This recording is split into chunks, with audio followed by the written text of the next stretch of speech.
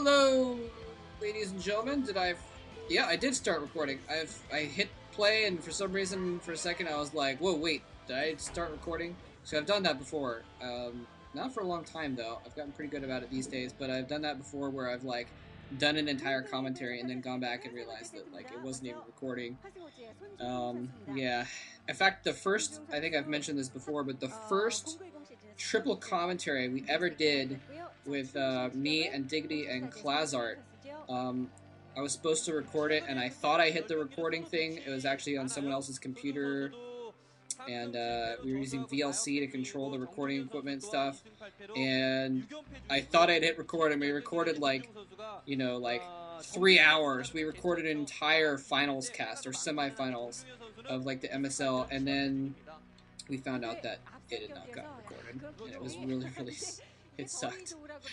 But anyway, we regarded it as practice, good practice for working out the kinks and dealing with our multi-commentaries, which we've gotten pretty good at these days, although there's still some stuff we're trying to work on, just in form, technique. Anyway, just so a shot of Jaedong, the loser who lost to 0 in the last game, bringing the set to 1-1. I'm sure Hwasheng Oz was hoping that Lomo would be in a position to wipe out this newbie MVP, who's the teal Terran, and get a nice 3-0 for Hwasheng, but we see things in a different place now, because 0 beat Jaedong. By the way, a couple things real quick. A couple more things, because I'd mentioned some in Game 1. First of all, some people have been emailing me lately and PMing me, and I like that. That's cool. I'm glad you guys are interested in talking to me or asking me questions.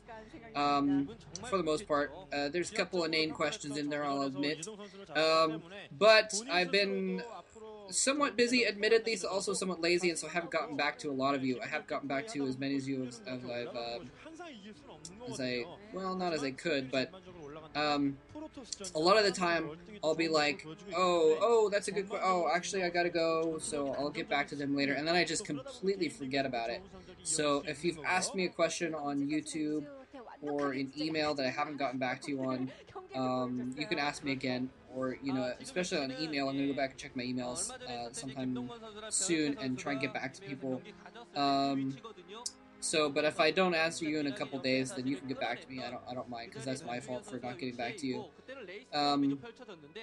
Yes. Anyway, getting into it here, Lomo is the brown Terran, by the way. I don't know if I even like Lomo anymore. I originally started off disliking Lomo, and he was not a very imaginative player at all, and I didn't really like him at all a couple of years ago. And he was like one of those random cookie-cutter Terrans that kind of was annoying and didn't really do anything interesting. And then he started showing some really creative play, and I was like, wow, maybe I can be a fan of this guy after all. So I became a Lomo fan, and ever since then he hasn't really impressed me anymore. So I'm not sure what to think about that, because yeah, I mean, like, I like players who are interesting, who have good personalities, or what have you, who play interesting games. But Lomo hasn't really shown me either of those recently. He's going for a 2-factory build here, though.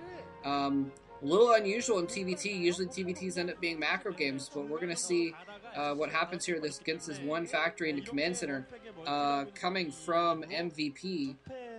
So Lomo's going to have to put the pressure on here and do a lot of damage. Sorry, again, I'm going to have to start queuing up these videos sooner. I just, again, had to... Hopefully it's been seamless for you guys, but I just, again, had to...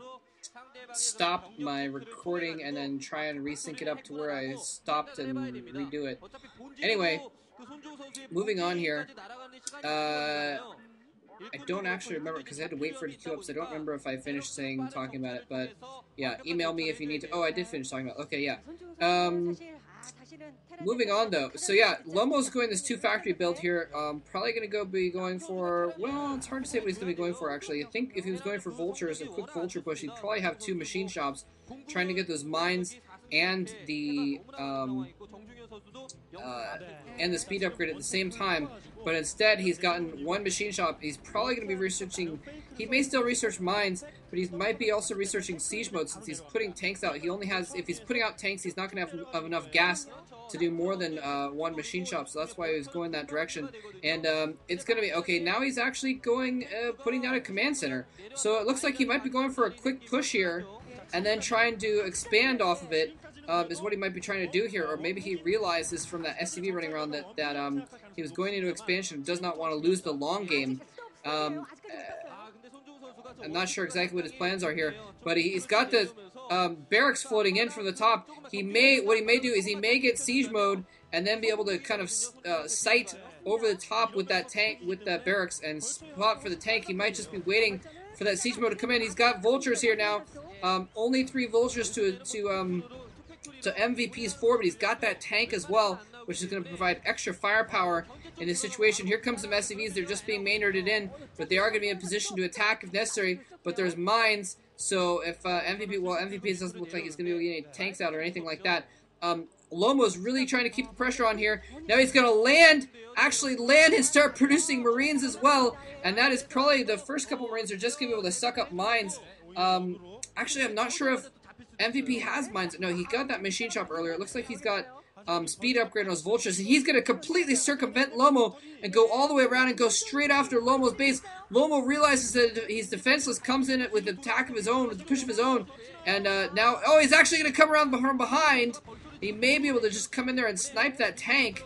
Yeah, I don't think MVP has mines yet because we haven't seen him plant any mines here yet. And he's moving and he's totally going to snipe that tank. That tank is going to get owned. Somehow the tank's still alive, still taking pot shots, but he's redirected fire. That was horrible micro by MVP, targeting the tank and then not finishing it off and then having to retarget it. So he's actually going to come out with losing more vultures than he could have. He targeted the tank, then he targeted the nice little manor barracks going on for MVP. But anyway, so he lost a lot there, and now Lomo has been macroing his vultures at the same time, so Lomo has a little bit of an advantage in the vulture count now. But it's kind of, things have kind of evened out here, actually, a little bit, because Lomo has managed to get, and he's coming in here. Lomo doing some good target firing. This time MVP target firing as well, but with 1 extra vulture, and Lomo getting some shots off while MVP tries to flee. MVP is going to lose that battle and lose a few extra vultures. So Lomo, which is a little bit better micro, a little bit of a troop advantage, is able to take an advantage there. And now he's going to push in here and just go straight for an attack. 6 on 1, 7 vultures on 1. They take it out. MVP trying to bring his vultures back, but now Lomo has an overwhelming number of vultures. He's going to have to micro them back a little bit to try and kill off these SCVs so the SCVs don't get too many hits on him, but it won't even matter at this point. Lomo has a ton of SCVs. He's got more SCVs coming in. I'm sorry, a ton of vultures. More vultures streaming in off 2 factories.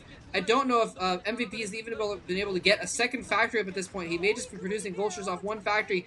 Here come the SCVs, the desperation SCVs, running in, just barely trying to block things off, but that means he's not mining much at all. Lomo's going to take this game in very short order, and Huasheng is now missing their 3-0. They could have been, I mean, this could have been 3-0 for Huasheng, but in fact, that win from 0 means that it's only 2-1, so Wunjin is still in the game, and nicely fought by Lomo.